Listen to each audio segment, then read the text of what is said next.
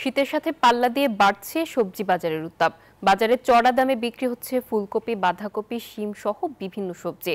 ব্যবসায়ীরা বলছেন সরবরাহ বাড়লে কিছুদিনের মধ্যে কমে আসবে দাম। প্রতিনিধিদের তথ্য ও চিত্রে ডেস্ক রিপোর্ট।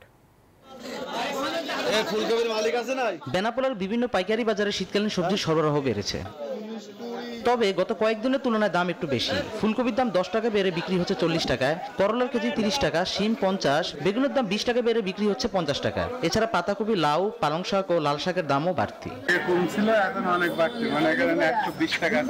বৃষ্টির কারণে ফসলাদি নষ্ট হয়ে গেছে, তো তুলনামূলকভাবে কাঁচা বাজারটা মোটামুটি দাম একটু বেশি, চড়া দাম আর কি। খুচরা বাজারে সবজির দাম আরো বেশি নেয়ার অভিযোগ ক্রেতাদের। টমেটো 120, 140, বেগুন আছে 80 টাকা, মরিচ, ধন্যবাদ মোটামুটি আয়ত্তে আছে, আমদানি বেশি আছে। শসা এখন তো মনে হয় শীতকাল, তো শীতকালে শসা একটু কম, এই জন্য একটু দাম বেশি। কীটনাশক সার সরকারি একটু দিত, আমাদেরকে সহযোগিতা করতো, তাইলে মনে হয় আমরা কম দামে বিক্রি করতে পারতাম। অন্যদিকে নারায়ণগঞ্জ জেলার রূপগঞ্জে এবছর বিভিন্ন এলাকায় 250 হেক্টর জমিতে শীতকালীন আগাম সবজির চাষাবাদ হয়েছে। তবে বীজ, সার ও কীটনাশকের মূল্য বৃদ্ধিতে উৎপাদন খরচ বেড়েছে দ্বিগুণ। মধ্যস্বত্বভোগীরা দাম পেলেও ন্যায্য দাম পাচ্ছেন না কৃষকরা। ফুলকপি নিলাম 50 টাকা পিস, অনেক বেশি। শীতের সময় নতুন সবজি ওটা, এই সময় বাজার অনেক কম থাকে, এবার অনেক বেশি।